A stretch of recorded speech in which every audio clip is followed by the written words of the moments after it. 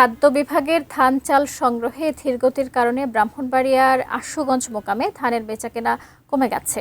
একই সঙ্গে কমেছে ধানের দামও। ফলে মোকামে এসে বিপাকে পড়েছেন ব্যবসায়ীরা। বিস্তারিত জানাতে আশুগঞ্জ মোকাম থেকে সরাসরি যুক্ত হচ্ছেন পূর্বাঞ্চলীয় ব্যুরো প্রধান পীযূষ কান্তি আচার্য।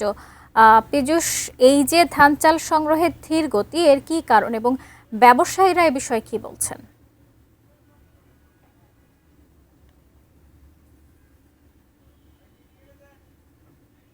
ধানের গালা নামে পরিচিত এই ধানের মোকামটি, এখানে কিন্তু ভোরের আলো ফোটার আগ থেকে কিন্তু এই যে হাওর অঞ্চল থেকে শত শত নৌকা কিন্তু এখানে আসে।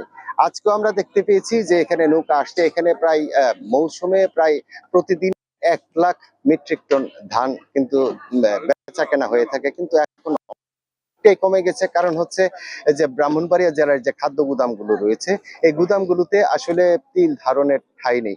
এখানে গুদামগুলোতে প্রায় 21,000 মেট্রিক টন ধান ধারণ করার ক্ষমতা আছে, কিন্তু এখন পর্যন্ত প্রায় 30,000 মেট্রিক টন ধান কিন্তু এখানে মজুত করা আছে। এই কারণে কিন্তু এখন ধান কিন্তু তারা সংগ্রহ করতে পারছে না। আমি একটু কথা বলবো আশুগঞ্জ চাল কল মালিক সমিতির সাবেক সাধারণ সম্পাদক উবাইদুল্লাহর সাথে। আপনি বলবেন এই সমস্যাটা কিভাবে সমাধান করা?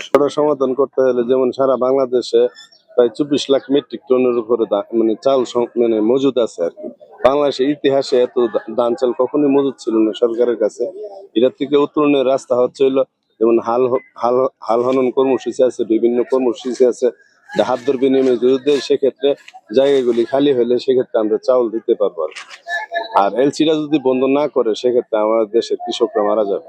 মূল সমস্যাটা হচ্ছে এলসি। সরকারের কাছে গুদামে জায়গা নেই, বিধায় আমরা চাল সরবরাহ করতে পারতেছি না, মার্কেটও চাল বিক্রি করতে পারতেছি না, কারণ এলসি চাল ঢুকে সেটা বাজারে একেবারে নিম্নমুখী।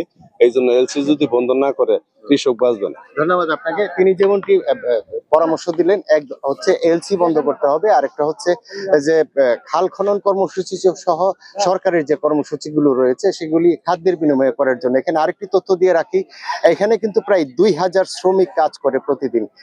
এদের অনেকেই কিন্তু এখন বেকার হয়ে পড়েছে।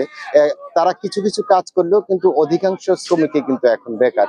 তাদের বিষয়টিও বিবেচনা নেওয়ার জন্য তারা কিন্তু সরকারের কাছে অনুরোধ জানিয়েছেন। তো এই ছিল আমার কাছে আশুগঞ্জ মোকাম থেকে সর্বশেষ খবর। শাকিলা।